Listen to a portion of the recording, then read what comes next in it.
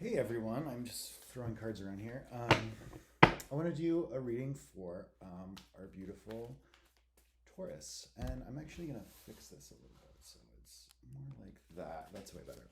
Okay, so yeah, not like that. Okay. Sorry about that. I'm getting used to this setup. I took a little break after my last video, and I think we're good now. So what I'm going to do is a reading for Taurus, like I said, for the month of October.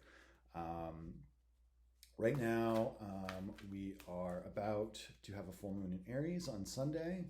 So there's a lot of that energy creeping up, as well as the new moon that follows in Scorpio. So there's a lot of change around the ways that we find balance in our lives. And there's going to be a lot of, because Jupiter is in Aries right now. And so there's going to be, we're going to need, Jupiter's about expansion, right? And so when it's in Aries, Aries is about inspiration and where we find our passion from. And it's usually something, it can be very new to us. So it's maybe a new expansive thing that's happening, or, also with the, full moon, the new moon in Scorpio that follows the full moon in Aries. That's going to be also really intense for Taurus. So we're going to need to be careful about both of those things. But I think it's going to push Taurians to think outside the box and do something new and maybe derive your money from something else. So that's just kind of what came to my mind. So, all right. So what I'm going to do is a three-tiered thing. It's going to be past, present, future, 3 cards, 2 cards, 1 card. Okay? And so we're going to be seeing kind of where you're going here in the future based on what's happened. We'll probably clarify, and we'll start from there. So what I'm going to do is do one more shuffle here. The Ten of Cups and the Page of Cups wanting to show themselves. Here we go. Okay, so on the bottom, we have the Empress, which is beautiful energy. We have the Page of Pentacles, and we have the Fool. So all really, really great energy here. The Empress is about abundance. It's female energy. I say female energy. It's the feminine energy that we have inside of us, and that we're nurturing. And it can be very expansive, and it's beautiful energy. And then you have the Page of Pentacles. Pentacles is stuff in the material realm, the earthly realm. And I think for this particular card, I'm getting a lot of, there's ace energy here, because there's this single pentacle, right? And I get that you're trying something new. It's kind of what I get. And the Fool, and it's also right next to the Fool. So that's big, big, big, like starting something new, jumping off the cliff, right? And knowing you're going to be okay, taking a risk on something new, right? Aries, full moon energy, new, inspiration. This is the 0 card, right? So it's not just starting at 1, it's starting at 0. Right? And that's okay, because the thing with the Fool is that you're ready for this. You're ready. So let's see what else is up here. Okay, a lot of cards want to come out. I have the 2 of Cups and I have the Queen of Pentacles, so that's very fitting. These are both beautiful cards. Put them over here. The 2 of Cups is blending of 2 energies, duality, right? It can be energies within yourself or between other people. And the Queen of Pentacles is very much Taurian energy, earthly energy, being in that feminine, earthly energy, and just kind of sitting in that. And maybe that's your contribution to this 2 of Cups, we will clarify that row, so we'll see what comes out. And on the top, let's do one more little shuffle, guys. Let's see what's on the top of this pyramid. I must call it a row. 10 of Swords. So 10 of Swords, the symbolism here is pretty obvious. Walking away. walking away from what no longer serves us, walking to the light. It's beautiful, right? Because in other decks, like if you look at a Rider-Waite deck, it'll be a guy laying down with 10 swords in his back. And it's like, he's dead. Part of him has died, you know? And then that's okay though. Like parts of us have to die sometimes so we can move on. And that's what this card represents. And it's a sword card, so it's like communication, things in your, things that involve other people, where there's communication involved, or new ways of communicating, stuff like that. All right, so that was the Light Seers Tarot. That's what this deck is I just used. I am going to clarify with the Gilded Tarot. This is what I did for the last sign I read for, so I'm going to stick with it. But this is a nice reading so far. So what do I have between the Page of Pentacles and the Empress here? Because I am feeling like, okay, this is in the past. You've been wanting to start something, it looks like. And you've been wanting to start something new in your external world that you've been incubating, you know, incubating in this, your belly, if you will. And it's ready to come out. And it looks like it is. So I want to see like what's between the Empress and the Page of Pentacles. All right. The Moon. Aries had this card too, in the clarifying position, and the Moon is about something that's hidden from us.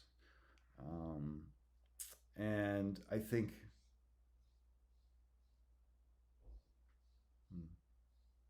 see, there is a Moon on the Empress here, right?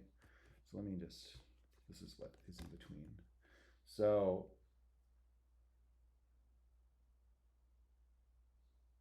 there's something that's not clear here. You're trying to manifest this ace that this guy is holding, right? He's the page, so he's the one manifesting it.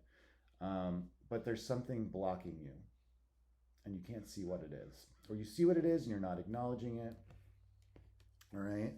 So that can be, that's hard energy to deal with. You know, it's, you don't know something until you know it, and it's hard when you don't know. It's really hard. So I resonate with that. All right, let's, ooh. The Five of Cups wanted to just come out, and that's between the Page and the Fool. So it's kind of like you're ready to go, right? You got your Pentacle, you have everything you need, you're ready to go and start a new journey. What's preventing you, maybe? The Five. So was it the Five?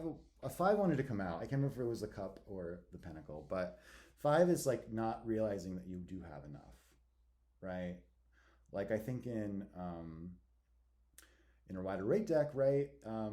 The symbolism is kind of like they're outside of church, and I guess they are outside of church in this maybe, but like there's so much light inside of there, and there's help inside of there, but they're not moving. They're like lost, kind of. They're like, what are we gonna do? It's like, you know what to do. You go inside the church, right? And you start your journey, and your journey of healing, it sounds like. Because there is healing here in the Two of Cups. You're blending things together to heal it, and it's energy involved with some earth. There's earthly energy here, right? So let's see what's in between the Two of Cups and the Queen of Pentacles, right? Now the Queen is also holding a pentacle, right? And this pentacle, maybe it's from the Ace too. Maybe it's that little seed that you've planted, right? And now you need some help. You're trying to reach out for help. And let's see.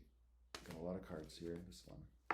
Two Wands, right. It's about which avenue are you going to go down, right? Like above this is the Ten of Swords, right? Right above this is the Ten of Swords. So you're ready. You're making the decision, it looks like.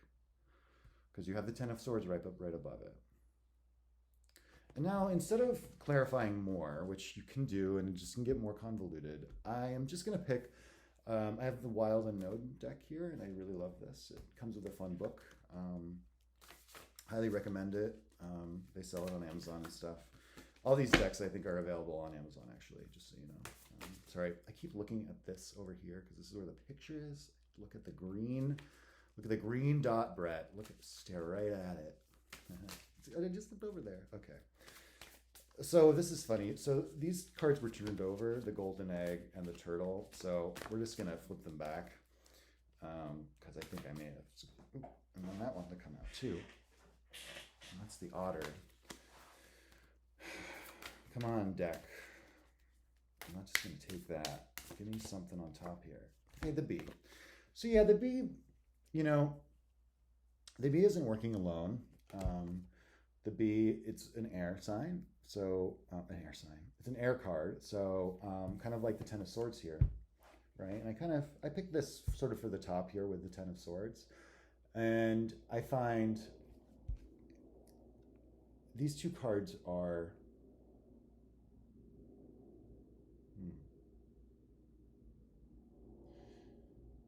they're definitely related. I'm thinking it's like, you know, I do have my book here. I want to look up the bee a little bit. I know it's about like, you know, they're working in a hive and they're, you know, you have to rely on others. So earnest, hardworking, and democratic.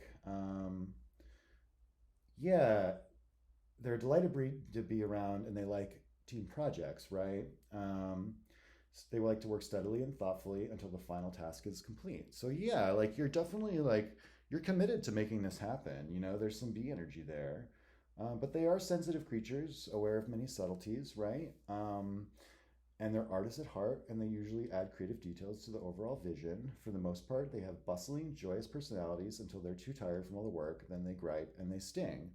So it's this kind of, you know, it is about balance. It's Libra, like you don't want to sting people, like you need to communicate effectively, right? And I think that's what the Ten of Swords is going to represent here. It's like, in order for you to communicate with people, you have to use your heart, right? You have to be able to feel them, and you want to be kind instead of biting, and work as a team here because you all need to get through this together.